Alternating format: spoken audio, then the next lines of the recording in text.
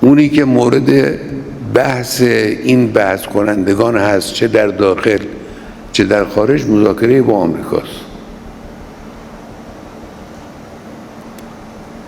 اسم مذاکره میارن، آقا مذاکره چیز خوبی است، انگار کسی مخالف با خوب بودن مذاکره. امروز وزارت خارجه جمهوری اسلامی ایران یکی از پرکارترین وزارت خارجه هاست. کارش همینه دیگه، با کشورهای دنیا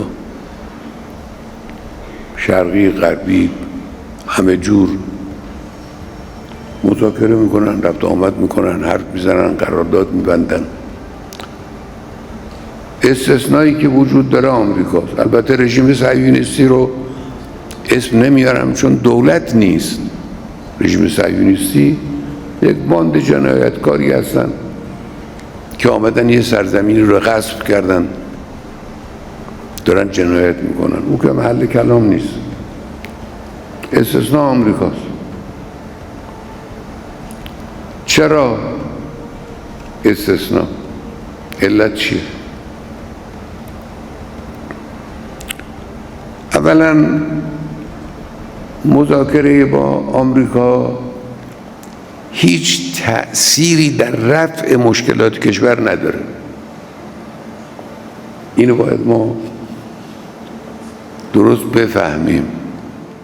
It's true what Iran's Supreme Leader Ali Khamenei has said. There's no direct talks with the United States on Iranian nuclear weapons. Iran has never been in direct contact with the United States, although the negotiation process has been ongoing since 2011.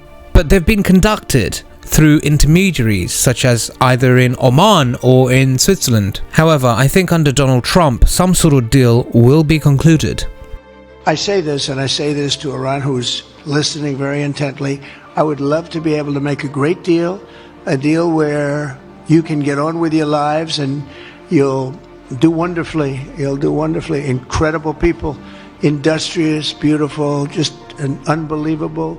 Now, personally, I don't know why Iran doesn't just produce nuclear weapons. I would if I was leading Iran, but I'm not. What Iran and the world should understand is Iran is a country that's never invaded another nation in its modern history. Iran has never been a primary aggressor in recent history either. For example, during World War II, Iran was invaded by the United Kingdom and Soviet Union in the Anglo-Soviet invasion of Iran in 1941. The Iranians fought back against the occupation. Iran fought a decade-long war against Saddam Hussein, who was funded by the West. They still didn't grab any land from the Iraqis. So if Iran has nuclear weapons, I'm sure they'll be a responsible nation, more so than Israel, for instance, repeatedly called for using such weapons and of course having ambitions to expand its territory in the region. But I think the clock is ticking for some sort of deal with Iran. In Iran now, the economic and financial situation is extremely tough, to put it mildly. And it's not just Western sanctions that are affecting the Iranian economy, there's also many internal problems. However, there's no denying that trade and financial restrictions are literally killing the Iranian economy. Donald Trump recently announced the resumption of maximum pressure on Iran, which means that the influence on an Iranian nuclear deal will just increase.